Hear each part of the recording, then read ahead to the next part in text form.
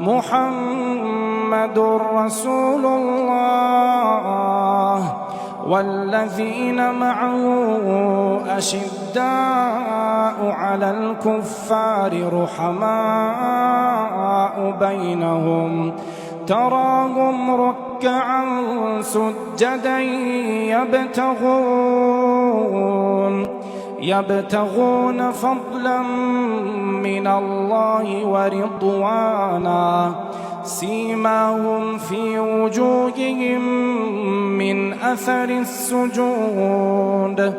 ذلك مثلهم في التوراة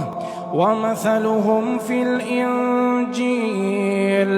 كزرع أخرج شطأه فآزره فاستغلظ فاستوى على سوقه يعجب الزراع ليغيظ بهم الكفار